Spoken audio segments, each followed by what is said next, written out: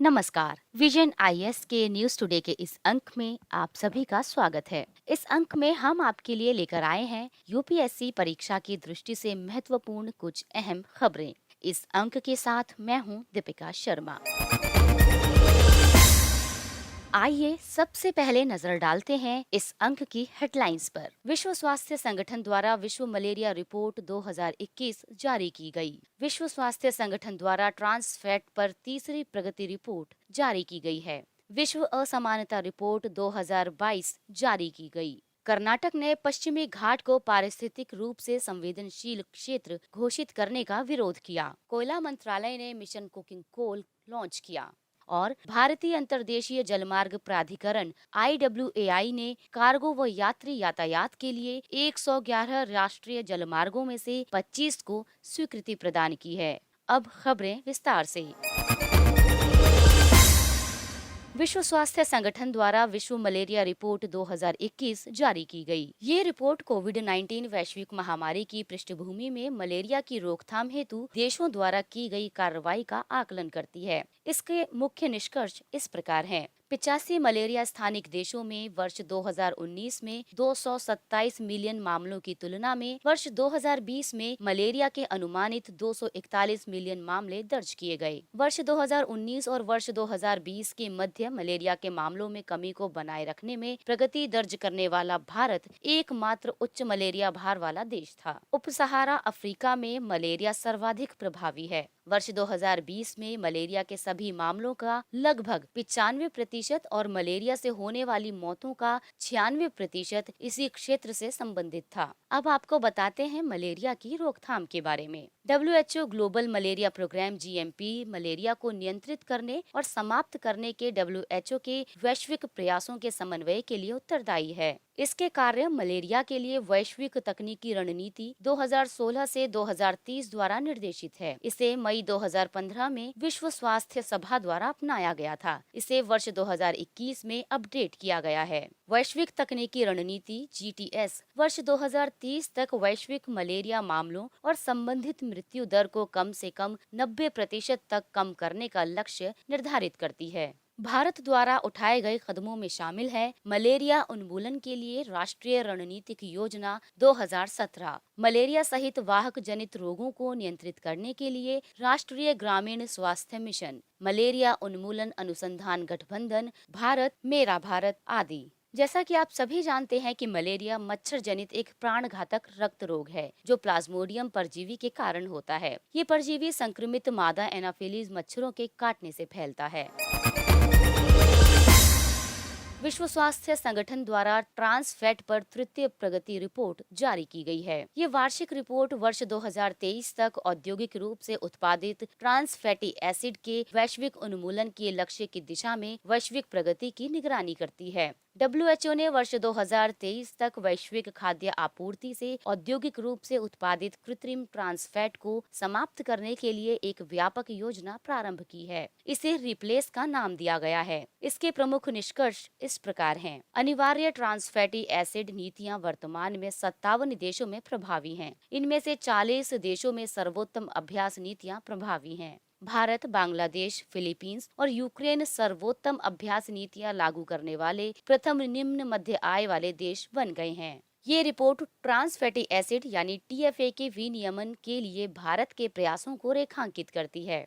Trans fat असंतृप्त fatty acid होते हैं। ये 2 प्रकार के होते हैं। प्राकृतिक रूप से पाए जाने वाला ट्रांस फैट, इसे जुगाली करने वाले पशुओं जैसे गाय और भेड़ से प्राप्त किया जाता है। औद्योगिक रूप से उत्पादित ट्रांस फैट, इसे औद्योगिक प्रक्रिया द्वारा बनाया जाता है। इसके तहत तरल को ठोस में परिवर्तित करने के लिए वनस्पति तेल में हाइड्रोजन को मिश्रित किया जाता है। इसके परिणाम स्वरूप आंशिक रूप से हाइड्रोजनीकृत तेल का निर्माण होता है। इनका अल्प मात्रा में सेवन स्वास्थ्य पर हानिकारक प्रभाव डालता है। प्रतिदिन उपभोग किए गए ट्रांस फैट से प्राप्त प्रत्येक अतिरिक्त 2% कैलोरी के कारण कोरोनरी हृदय रोग CHD का जोखिम 23% तक बढ़ जाता है। आइए अब आपको बताते हैं रिप्लेस के बारे में। रिप्लेस में RE का अर्थ है रिव्यू यानी समीक्षा, P का अर्थ है प्रमोट यानी प्रोत्साहन, L का अर्थ है लेजिस्लेट यानी कानून बनाना, ए का अर्थ है असेस यानी आकलन, सी का अर्थ है क्रिएट यानी सृजन करना और ई का अर्थ है एनफोर्स यानी लागू करना। समीक्षा में यानी रिव्यू में औद्योगिक रूप से उत्पादित ट्रांस फैट के आहार स्रोत और आवश्यक नीतिगत परिवर्तन के लिए परिदृश्य। प्रमोट यानी प्रोत्साहन का अर्थ है स्वस्थ वसा और तेलों के माध्यम से औद्योगिक रूप से उत्पादित ट्रांस फैट का प्रतिस्थापन। लेजिस्लेट यानी कानून बनाना, इसका अर्थ है औद्योगिक रूप से उत्पादित ट्रांस फैट को समाप्त करने के लिए विनियामक कार्रवाई करना। असेस यानी आकलन, इसका अर्थ है खाद्य आपूर्ति में ट्रांस फैट की मात्रा तथा आबादी में ट्रांस फैट के उपभोग में बदलाव की निगरानी करना। क्रिएट यानी सृजित करना, नीति निर्माताओं, उत्पादकों, आपूर्तिकर्ताओं और जनता के बीच TFA के नकारात्मक स्वास्थ्य प्रभावों के बारे में जागरूकता का प्रसार करना। और एनफोर्स यानी लागू करना में शामिल है नीतियों और विनियमों का अनुपालन सुनिश्चित करना। खाद्य अपमिश्रण निवारण नियम वर्ष 1954 में लागू किए गए थे। वर्ष 2010 में FSSAI ने सिफारिश की थी कि वनस्पति में TFA 3 वर्ष की अवधि के भीतर 5% तक हो।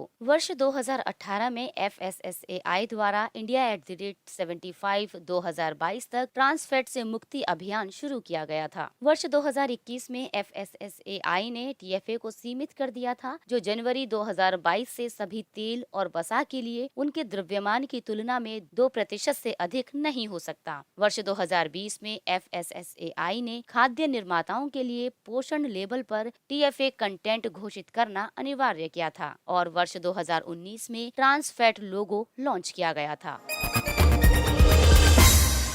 विश्व असमानता रिपोर्ट 2022 जारी की गई। ये रिपोर्ट वर्ल्ड इनइक्वालिटी लैब का वर्तमान में प्रमुख उत्पाद है। इसे विश्व के अग्रणी अर्थशास्त्रियों के एक समूह द्वारा तैयार किया गया है। इसके प्रमुख निष्कर्ष इस प्रकार हैं। वर्तमान में वैश्विक आय का 52% भाग विश्व के शीर्ष 10% धनी लोगों के पास है, जबकि विश्व की सर्वाधिक निर्धन आधी आबादी वैश्विक आय का मात्र 8.5% अर्जित करती है। मध्य पूर्व और उत्तरी अफ्रीका में सर्वाधिक असमानता व्याप्त है, जबकि यूरोप में असमानता का स्तर सबसे कम है। वैश्विक स्तर पर लैंगिक असमानता बहुत अधिक है और देशों के भीतर इसमें सुधार की प्रगति दर बहुत धीमी है। कार्य से प्राप्त कुल आय यानी श्रम आय में महिलाओं की हिस्सेदारी वर्ष 1990 में लगभग 30% थी और वर्तमान में ये 35% से भी कम है। राष्ट्रीय औसत आय के स्तर असमानता के भ्रामक या अस्पष्ट सूचक हैं। उच्च आय वाले देशों में से कुछ में बहुत अधिक असमानता की स्थिति विद्यमान है, जैसे अमेरिका, जबकि उच्च आय वाले अन्य देशों में अपेक्षाकृत समानता की स्थिति मौजूद है, जैसे स्वीडन में। विनियमन और उदारीकरण कार्यक्रमों की एक श्रृंखला के उपरांत अर्थात 1980 के दशक के बाद से आय एवं संपत्ति की असमानताएं लगभग प्रत्येक स्थान पर बढ़ रही हैं। यदि बात करें भारत विशिष्ट निष्कर्ष की, तो वे हैं वर्ष 2021 में शीर्ष 10% की आय कुल राष्ट्रीय आय का 57% हिस्सा है, जबकि नीचे के 50% की हिस्सेदारी मात्र 13% है। महिला श्रम आय की हिस्सेदारी लगभग 18% है, जो एशिया में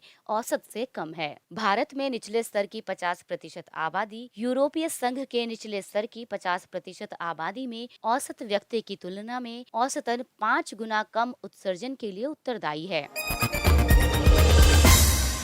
कर्नाटक ने पश्चिमी घाट को पारिस्थितिक रूप से संवेदनशील क्षेत्र घोषित करने का विरोध किया। राज्य के अनुसार कस्तूरी रंगन रिपोर्ट की सिफारिशों के अनुसरण में पश्चिमी घाट को पारिस्थितिक रूप से संवेदनशील क्षेत्र घोषित करने से क्षेत्र के लोगों की आजीविका पर प्रतिकूल प्रभाव पड़ेगा और क्षेत्र में विकास संबंधी गतिविधियां बाधित होंगी। साथ ही कर्नाटक का वन क्षेत्र पहले से ही वन संरक्षण अधिनियम के तहत संरक्षित है। राज्य ने ये भी उल्लेख किया है कि कस्तूरी रंगन रिपोर्ट 2013 उपग्रह से प्राप्त चित्रों के आधार पर तैयार की गई है, लेकिन जमीनी वास्तविकता अलग है, क्योंकि क्षेत्र के लोगों ने पहले से ही पर्यावरण अनुकूल तरीकों से कृषि और बागवानी गतिविधियों को अपनाया हुआ है। कस्तूरी रंगन रिपोर्ट के मुख्य तथ्य इस प्रकार हैं। इस रिपोर्ट ने पश्चिमी घाट के कुल क्षेत्रफल के 37% हिस्से को पारिस्थितिक रूप से संवेदनशील क्षेत्र घोषित करने का प्रस्ताव किया है। ये लगभग 60,000 वर्ग किलोमीटर का क्षेत्र है। इसमें से कर्नाटक में ESA का सर्वाधिक प्रतिशत 46.5% है। पूर्व में वर्ष 2011 में गाडगिल समिति की रिपोर्ट ने पश्चिमी घाट क्षेत्र के 64% हिस्से को ईएसए के रूप में घोषित करने का प्रस्ताव किया था। आइए अब आपको बताते हैं रिपोर्ट में की गई सिफारिशों के बारे में। रेड श्रेणी के उद्योगों जैसे खनन और उत्खनन पर प्रतिबंध लगाया जाना चाहिए। ऑरेंज जैसे खाद्य प्रसंस्करण, होटल और रेस्तरां, ऑटोमोबाइल सर्विसिंग आदि को विनियमित किया जाना चाहिए। ग्रीन जैसे अनाज का प्रसंस्करण, वस्त्र निर्माण आदि को यथावत कार्य करने की अनुमति दी जानी चाहिए। पश्चिमी घाट के बारे में, पश्चिमी घाट में कुल 1,64,280 वर्ग किलोमीटर का क्षेत्र शामिल है। ये 6 राज्यों गुजरात, महाराष्ट्र, गोवा, केरल, कर्नाटक तथा तमिलनाडु में व्याप्त है। ये प्रायद्वीपीय भारत में प्रमुख जल संभर का निर्माण करता है। साथ ही देश में वर्षा के प्रारूप को भी प्रभावित करता है। ये प्रत्येक वर्ष 4 मिलियन टन कार्बन को निष्क्रिय करता है। लगभग 10% उत्सर्जन देश के सभी वनों द्वारा निष्क्रिय किया जाता है। कोयला मंत्रालय ने मिशन कुकिंग कोल लॉन्च किया। एमसीसी भारत में कुकिंग कोल के उत्पादन को बढ़ाने की रणनीति बनाने के लिए गठित अंतर मंत्रालय समिति की सिफारिशों पर आधारित है। कुकिंग कोयले के कोक में परिवर्तित होने की क्षमता को संदर्भित करता है। ये कार्बन का एक विशुद्ध रूप है। इसका उपयोग साधारण ऑक्सीजन भट्टियों में किया जा सकता है। कुकिंग कोल का उपयोग वात भट्टी यानी ब्लास्ट फर्नेस से इस्पात के निर्माण में किया जाता है। घरेलू कुकिंग कोयला राख की उच्च मात्रा यानी 18% से 49% के मध्य उत्पन्न करने वाला कोयला है। ये वात भट्टी में सीधे उपयोग के लिए उपयुक्त नहीं है, इसीलिए इसे आयातित कुकिंग कोल के साथ मिश्रित किया जाता है। आइए अब आपको बताते हैं एमसीसी के उद्देश्य के बारे में। घरेलू कुकिंग कोल के उत्पादन और उपयोग को बढ़ाने के लिए कार्य योजना तैयार करना, नई तकनीकों को अपनाना, निजी क्षेत्र के विकास के लिए कुकिंग कोल ब्लॉकों का आवंटन करना और नई कुकिंग कोल धोवनशालाओं यानी वॉशरीज की स्थापना करना, अनुसंधान एवं विकास गतिविधियों में वृद्धि करना तथा गुणवत्ता मानकों में सुधार करना। ये उत्पादन को बढ़ावा देने और घरेलू क्षमताओं को मजबूत करने में मदद करता है। इससे आयात में कमी संभव होगी और आत्मनिर्भर भारत की अवधारणा को बल मिलेगा। देश के द्वारा वार्षिक आधार पर लगभग 50 मीट्रिक टन कुकिंग कोयले का आयात किया जाता है। वित्त वर्ष 2020-21 में आयातित कुकिंग कोयले का मूल्य 45,435 करोड़ रुपए था।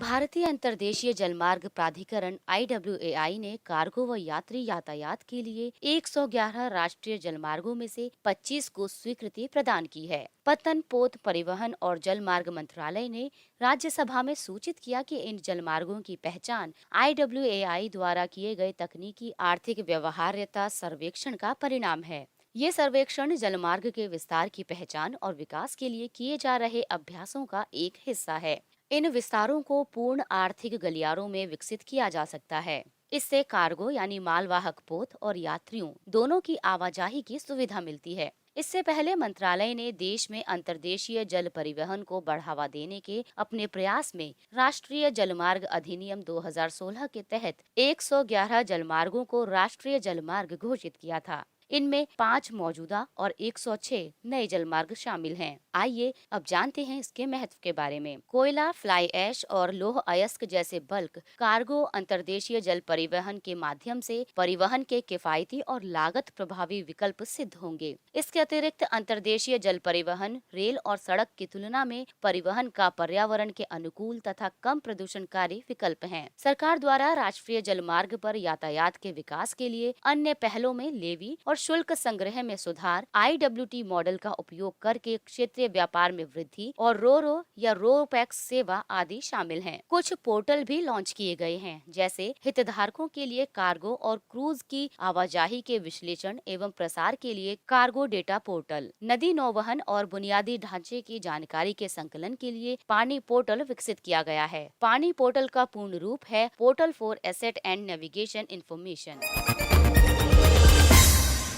आइए अब बात करते हैं अन्य सुर्खियों की। प्रारूप नोटरी संशोधन विधेयक। सरकार द्वारा नोटरी अधिनियम संशोधन प्रस्तावित किया गया है ताकि किसी व्यक्ति को नोटरी का पेशा अपनाने के लिए अर्हताओं की संख्या को कम किया जा सके। इससे अधिकाधिक युवा कानूनी पेशे से जुड़ सकेंगे। इसके अन्य प्रावधानों में शामिल है, सक्षम सरकार उस नोटरी पब्लिक का प्रमाण पत्र निलंबित कर सकती है जिसके खिलाफ कदाचार की शिकायत मिली हो। सरकार जाँच जारी रहने की अवधि तक कार्रवाई कर सकती है।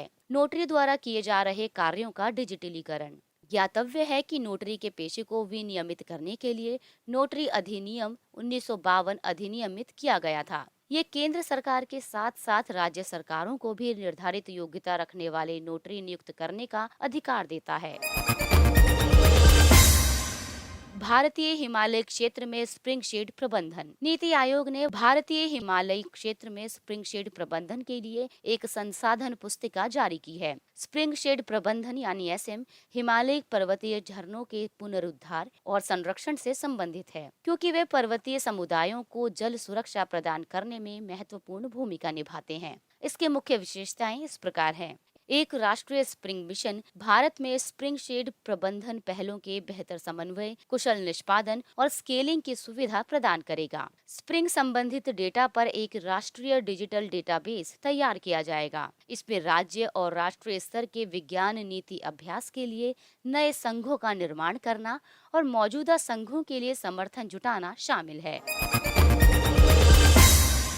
लेजर कम्युनिकेशन रिले डेमोन्स्ट्रेशन यानी LCRD। नासा ने अपनी पहली लेजर संचार प्रणाली LCRD को लॉन्च किया है। वर्तमान में नासा के अधिकांश अंतरिक्ष यान रेडियो फ्रीक्वेंसी आधारित संचार का उपयोग करते हैं। आइए अब जानते हैं लेजर संचार के लाभ के बारे में। इसमें अवरक्त प्रकाश यानी इंफ्रारेड लाइट्स का प्रयोग किया जाता है। इसका तरंग दैर्ध्य रेडियो तरंगों की तुलना में कम होता है। ये कम समय में अधिक डेटा के संचरण में मदद करता है। वर्तमान रेडियो फ्रीक्वेंसी प्रणाली के साथ मंगल ग्रह के एक पूर्ण मानचित्र को वापस पृथ्वी पर प्रसारित करने में लगभग 9 सप्ताह लगते हैं। लेजर के माध्यम से इसमें केवल 9 दिनों का समय लगेगा।